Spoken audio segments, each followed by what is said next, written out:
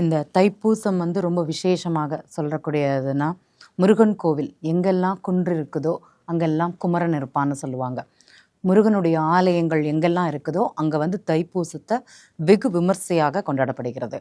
இதை முதன்மையாக சொல்லணும்னா பழனி. இந்த காவடி எடுக்கக்கூடியது அப்படிங்கிறது ரொம்ப ரொம்ப விசேஷம். பால்குடம், காவடி, அது மாதிரி எங்கெல்லாம் அவங்க யார் எந்த இடத்துல இருந்தாலும் சரி எடுப்பது அந்த நாட்களில் பாத யாத்திரையாக எடுக்கிறாங்க அப்படிங்கிறது உண்மை. அவங்க நினைத்த காரியம் இந்த நாட்களில் இந்த மாதிரி வேண்டுதல் பண்ணுறதுனால நடக்குதானா நிறைய நடக்கிறது.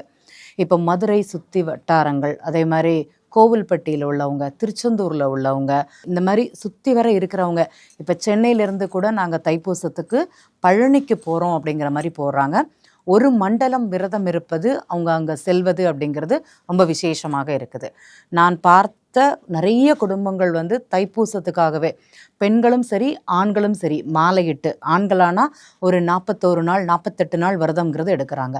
பெண்களானா 11 நாள் அந்த மாலையிட்டு தைப்பூசத்தை அன்னைக்கு அவங்க பால்குடம் இல்லைன்னா பால்காவடி, இந்த 2 காவடியுமே எடுத்து அந்த முருகன் வழிபாடு இந்த நாட்களில் செய்கிறாங்க. அவங்களுக்கு எந்த வேண்டுதல்களே இல்லைனாலும் முருகன் அவங்களுக்கு முன்னின்று அவங்க நினைத்த காரியத்தை அங்கே நடத்தி கொடுக்குறாங்க அப்படிங்கிறது அவர்கள் கூறிய தகவல்.